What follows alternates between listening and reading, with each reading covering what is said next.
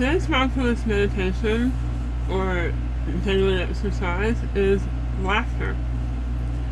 I know you've heard the phrase laughter is the best medicine, and there are even laughter groups that over the past few years have popped up in some big cities where literally people get together and just start laughing, and at first it's fake and it's forced or whatever, but then you start laughing at yourself because of your fake laugh, or the person next to you, their laugh is really contagious, and so you start laughing with them, and then before you know it, you feel so much better. I mean, it's like, it's a mood lifter, laughing is.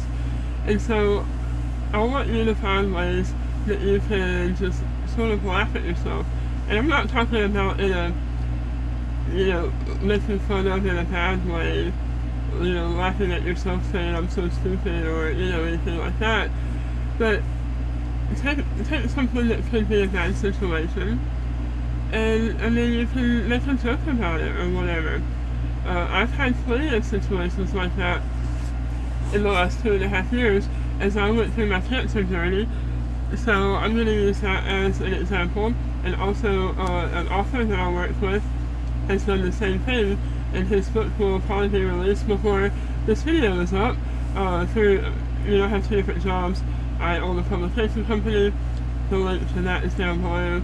And I'm also a therapist in my day job, so if you hear me mention my job and then you're like, wait a minute, in another video you said your job was this, well, that's why I have more than one. But cancer seems to, you think, okay, well, how can I laugh about cancer? Well, I mean, you can't help the reality that you had it, or that you had it. So, for myself, I mean, sometimes it's either laugh or cry, You hear the way my voice sounds, you see the scars that I have, here, and there's a lot more of them, see? I got a tattoo on this one, but, I mean, I'm scarred up, I have a lot of scars, and so you think, well, how can you laugh about that? How can you, find anything funny or humorous in the situation in which you had stage 4 cancer and almost died, and are now left disfigured and on a feeding tube and having all these, problems that you're going to have to live with forever. How can you find humor in that? Well, this hole was from having a stroke, and I have had a stroke, I think, 4 times now. And so, now I laugh and I say that I have a butthole on my neck and just make a joke about that. So, I don't want to be distracting clients that I work with at work or whatever, and just for aesthetic purposes, I will maybe put a band-aid here, or I might wear a choker necklace or something like that. And so I might, I started keeping a box of band-aids at work, so that if I forgot to do it at home, I can put one there, and I will make the joke, like to my spouse or something like that, that, oh no, my butthole's showing, I need to cover it up, and we laugh about it, So that's one example. And whenever you first get a tooth out, before that hole has closed up, the first time I came home from the hospital, and they had taken the tooth out in the hospital, but there was a hole there, and so I was dealing with changing out the dressing, for it to heal, but I could blow air out of my neck, and it sounded like a fart. So, I have a teenage boy, and I could gross him out or, make him laugh or whatever by making fart noises through my hole. And my daughter, she's like, oh, Mom, stop that, that's so gross. Well, she called it my blowhole, like a whale has a blowhole. And, she'd say, quit blowing air through your blowhole, because it sounds gross. And so we laugh about it. And I think it's good not only for, me, but for my family. My children, had to deal with the fact that they could lose their mother. That was scary, it was terrifying. They were sad. They needed things to lift the mood. It was very cathartic for them as well, not only me, to be able to find humor in the situation. When I eat, if I'm not careful, the food and stuff will just come out of my nose. I have to be really careful about it. And, we make jokes all the time about, a spaghetti noodle or whatever coming out of my nose. And yeah, there is the darker side of all of that, such as it is a real struggle, and it can be difficult, it can be frustrating, it can be depressing. So when you see me, and I'm laughing and making a joke about it and all that, no, it's really not always something that's funny or whatever, but it's just I'm making the best of a bad situation.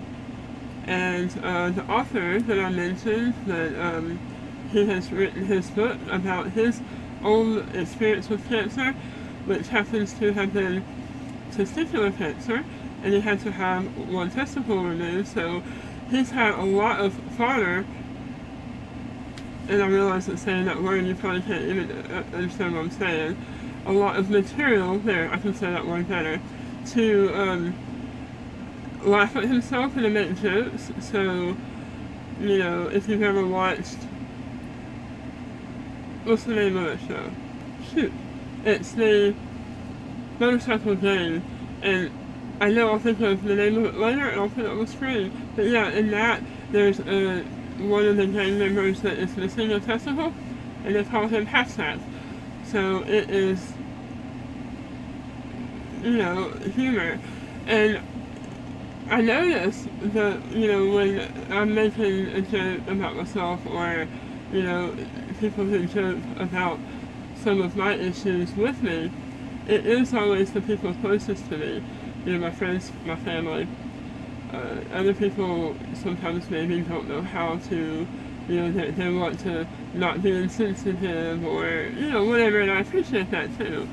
But sometimes it can help lighten the mood or break the ice or whatever if I acknowledge, hey, look, I have a hole in my throat, and share a story about, making fart noises through the blowhole, whatever. It's a way to break the ice with people and to make both them and myself more comfortable.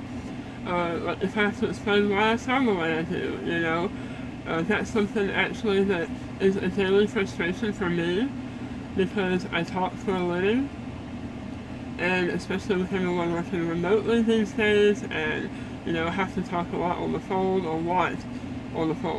People who don't know me, they can be rude and say, I can't hear you very well, you're muffled, and they think it's the sound quality. People do it in my YouTube videos as well.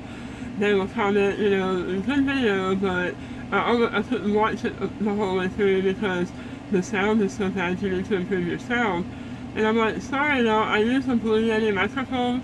It's not a sound quality, although yes, my air conditioner is running in all the videos I filmed during the summer, but it's too hot to turn it off. So as far as the sound quality issue, yes, sometimes there is, other noises like the air conditioner, but no, it's not a microphone quality, it's not a sound quality issue, and there's not something wrong with my phone when I'm talking to people on the phone, it's my voice.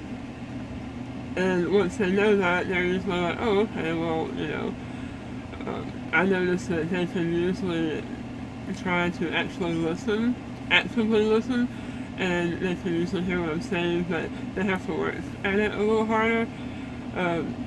But yeah, when they don't know, and they're just kind of snapping at me, but as if it's something that I could fix, it's like, no, actually it's not something that I can fix. So sorry that, my cancer is inconveniencing you in some way. So if I were to let that really get to me, and especially if I were to be self-conscious about the way I look with the scars or the way I sound, then this could be a very crippling thing for me to deal with. So it's about finding some self-confidence, and humor is one way that you can do that. That's all that I have for you today.